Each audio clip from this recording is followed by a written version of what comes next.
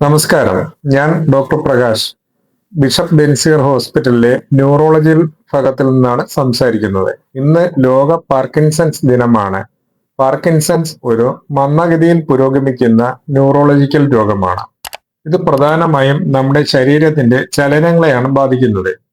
കൈകളിൽ ചെറിയ വിറയൽ, ചലനങ്ങൾ മന്ദമാവുക, ശരീരത്തിൽ കടുപ്പം, നടക്കുമ്പോൾ ബാലൻസ് നഷ്ടപ്പെടൽ എന്നിവയാണ് പ്രധാന ലക്ഷണങ്ങൾ. ചിലർക്ക് ഉറക്ക പ്രശ്നങ്ങളും ഉണ്ടാകാറുണ്ട്. ചിലർക്ക് വിഷാദരോഗം പോലെ അനുഭവപ്പെടാം. പലപ്പോഴും ഈ ലക്ഷണങ്ങളെ വയസ്സാകുന്നതിന്റെ ഭാഗമെന്ന് കരുതി അവഗണിക്കാറുണ്ട്. എന്നാൽ വളരെ നേരത്തെ തിരിച്ചറിയുകയും ചികിത്സ ആരംഭിക്കുകയും ചെയ്യുന്നത് വളരെ പ്രധാനമാണ്.